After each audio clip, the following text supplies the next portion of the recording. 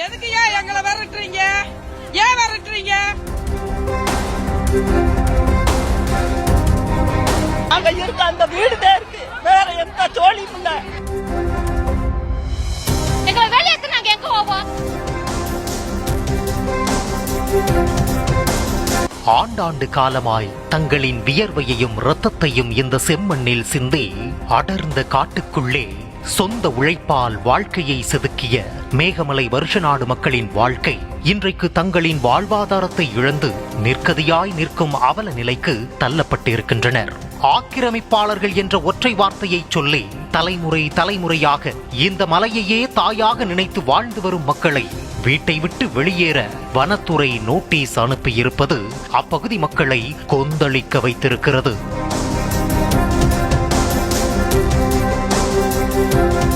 இந்த சூழலில்தான் தேனி மாவட்ட ஆட்சியர் அலுவலக வளாகமே ஒரு மக்கள் வெள்ளமாய் உருவெடுத்தது. கையில் குழந்தைகளுடன் சீருடை அணிந்த பள்ளி மாணவர்கள் என 8000த்திற்கும் மேற்பட்ட மலை கிராம மக்களும் விவசாயிகளும் குடும்பமாக திரண்டு முற்றுகை போராட்டத்தில் களமிறங்கினார்கள்.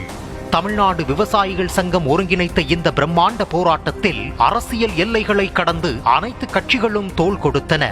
மார்க்சிஸ்ட் கம்யூனிஸ்ட் கட்சியின் மாநில செயலாளர் சண்முகம், தேனி எம்பி தங்க தமிழ்ச்செல்வன், ஆண்டிப்பட்டி எம்எல்ஏ மகாராஜன் ஆகியோருடன் அதிமுக, தாவேக, காங்கிரஸ் என பலதரப்பட்ட அரசியல் இயக்கங்களும் கைகோர்த்து மக்களின் வாழ்வுரிமைக்காக குரலை உயர்த்தின.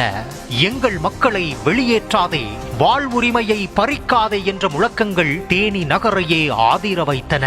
நம்மளை பூரா சுட்டுட்டு அவன் நம்ம இடத்தை எடுத்து போட்டான்.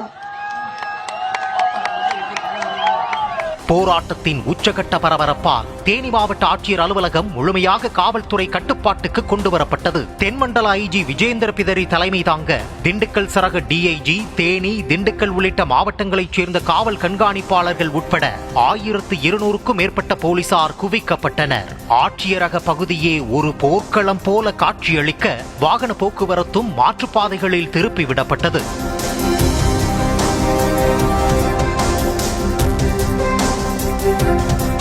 போராட்ட களத்தில் இருந்த மலை கிராமவாசி ஒருவரிடம் பேசிய போது தொண்டை அடைக்க அவர் பகிர்ந்த வார்த்தைகள் கல் நெஞ்சையும் கரைக்க வைப்பதாக இருந்தது. ஐயா, நாங்க ஏதோ நேத்து வந்து குடியேறின ஆளுங்க இல்ல. எங்க பாட்டம் பூட்டம் காலத்துல இருந்து இந்த மலையே நம்பிதான் வாழ்க்கைய ஓட்டுறோம். விவசாயத்தை விட்டுட்டா எங்களுக்கு வேற எதுவும் தெரியாது. இந்த மண்ணை விட்டு எங்களை விரட்ட நினைச்சா நாங்க வெளியே போக மாட்டோம். இந்த மண்ணிலேயே உயிரை தியாகம் பண்ணுவோம் என்று வேதனையுடன் புலம்பினார். ஏன் விரட்டுறீங்க? 98 கிராமத்துல எத்தனை மக்கள் இருக்கு? ஏன் விரட்டுறீங்க? நாங்க விவசாயம் பண்ணிட்டே நீங்க பெரிய பெரிய சிட்டில வாழ்ந்துட்டு இருக்கீங்க. காய்கறி உங்களுக்கு எப்படி வரும்? உங்களுக்கு எப்படி உணவு வரும்? ஏன் விரட்டுறீங்க? வெறும் விலங்குகளை மக்களை விரட்டு விலங்குகளை உருவாக்குறீங்களா? மக்கள் இல்லாம எப்படி நீங்க பதவி வந்தீங்க? இந்த பதவி உங்களுக்கு யாரு கொடுத்தது? உச்ச நீதிமன்றம் வந்து மக்கள் அங்க எத்தனை மக்கள் இருக்குன்னு பாருங்க. வந்து நீ வீட்டுக்குள்ள பணம் காசு 100 இருந்தாலும் உங்களுக்கு உணவு வருமா? நீங்க எப்படி வாழ்வீங்க? நாங்க அந்த கிராமத்துக்குள்ள 108 கிராம மக்கள் அங்க நாங்க விவசாயம் வைக்கப்பட்டிருந்தா உங்களுக்கு உணவு ஊரா வருது. நீங்க எதுக்கு விலங்குகளை வச்சுக்க மக்கள் வரட்டீங்க? ஆனா பள்ளிக்கூடம் கட்டுறது கவர்மெண்ட்ல இருந்து அன்னைக்கு ஏன் விட்டீங்க? எங்களை இந்த இடத்தை விட்டு வெளியேற சொன்னா நாங்க எப்படி பள்ளிக்கு செல்வோம்? எங்களது பெற்றோர் ஆடு மாடுகளை மேய்த்துதான் தங்களின் வாழ்வாதாரத்தையும் படிப்பையும் காப்பாற்றி வருகிறார்கள் என பள்ளி மாணவி ஒருவர் ஆவேசமாக தெரிவித்தார். வெளியேற்ற சொல்றாங்களே, நாங்க வெளியேற்றினா எங்களுக்கு அங்கதான் ஸ்கூல், கடைசி ஸ்கூலு கோயம்புத்தூர்தான் எண்டு.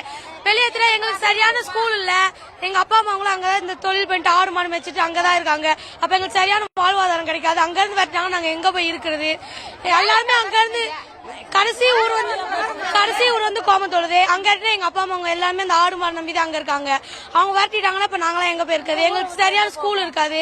அதனைத் தொடர்ந்து பேசிய பெண்கள், தங்களை இந்த மண்ணை விட்டு வெளியேற்றினால் நாங்கள் வேறு எங்கே போவோம்? தங்களை கொன்றாலும் இந்த இடத்தை விட்டு ஒருபோதும் வெளியேற மாட்டோம் என தனது வேதனையை ஆத்திரத்துடன் வெளிப்படுத்தினார். வருது, கரடி வருது, மாடு வருது, பாம்பு வருது, எல்லாமே வருது. எல்லாம் வந்தாலும் எங்களுக்கு பயம் இல்ல.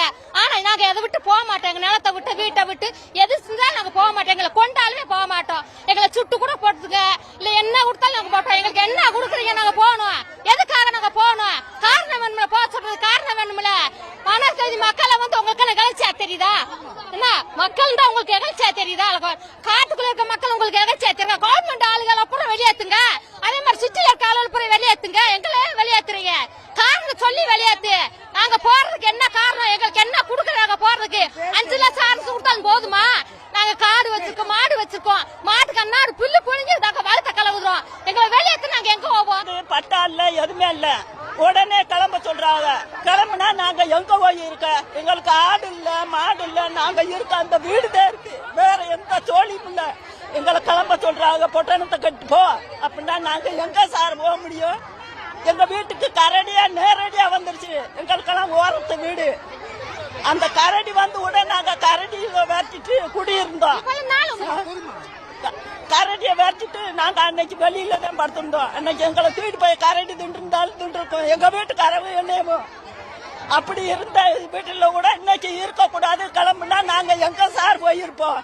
நாங்க எங்களுக்கு எந்த இடத்துல போயிருக்கோம்? போராட்டத்தின் தீவிரத்தை உணர்ந்து செய்தியாளர்களிடம் பேசிய சிபிஎம் மாநில செயலாளர் சண்முகம், தமிழக அரசு வனத்துறை நடவடிக்கைக்கு எதிராக மறுசீராய்வு மனு தாக்கல் செய்வதாக அறிவித்திருப்பது மக்களுக்கு சற்று ஆறுதல் அளித்துள்ளதாகவும், இந்த மறுசீராய்வு மனு மீது இறுதி முடிவு வரும் வரை பொதுமக்களை கட்டாயப்படுத்தி வெளியேற்றும் நடவடிக்கையில் ஈடுபட மாட்டோம் என மாவட்ட ஆட்சியர் உறுதியளித்துள்ளதாகவும் அவர் தெரிவித்தார். மாண்புமிகு முதலமைச்சர் அவர்களை சந்தித்து இந்த பிரச்சனையில் தமிழ்நாடு அரசாங்கம் உடனடியாக தலையிட வேண்டும், உச்சநீதிமன்றத்திலே மறுசீராய்வு மனு தாக்கல் செய்ய வேண்டும், அதுவரை இக்காரணம் கொண்டு மக்களை வெளியேற்றக்கூடாது என்பதை வற்புறுத்தினோம். அதன் அடிப்படையில் அந்த கோரிக்கைக்கு வலு சேர்க்கக்கூடிய வகையிலே தான் தமிழ்நாடு அரசு மாவட்ட நிர்வாகத்துடைய கவனத்தை ஈர்க்கத்தக்க வகையில் இன்றைய தினம் ஒரு பெருந்திரள் ஆர்ப்பாட்டம் என்பது பல்லாயிரக்கணக்கான மக்கள் கலந்து கொண்டு தேனி மாவட்ட ஆட்சியர் அலுவலகத்துக்கு முன்பாக நடைபெற்றிருக்கிறது. மக்களுடைய கோரிக்கைகள் சம்பந்தமாக மிக விரிவான முறையில் மாவட்ட ஆட்சித்தலைவரிடத்திலே இப்போது எடுத்துரைத்திருக்கிறோம். மாவட்ட ஆட்சித்தலைவர் அவர்களும் விரிவான முறையில் அனைத்தையும் கேட்டுக்கொண்டிருக்கிறார்.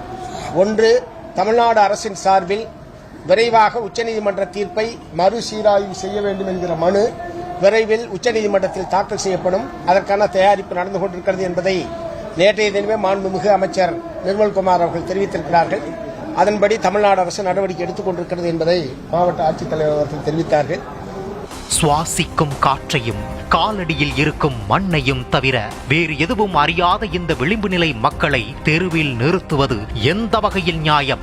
தலைமுறையாக வாழ்ந்த மண்ணை விட்டு துரத்தப்படும் அச்சுறுத்தலில் தவிக்கும் இந்த மக்களின் வாழ்வாதாரத்தையும் அவர்களின் அடிப்படை வாழ்வுரிமையையும் காப்பாற்ற தமிழக அரசு உடனடியாக நிரந்தர தீர்வை முன்வைக்க வேண்டும் என்பதே அனைவரின் எதிர்பார்ப்பாக உள்ளது.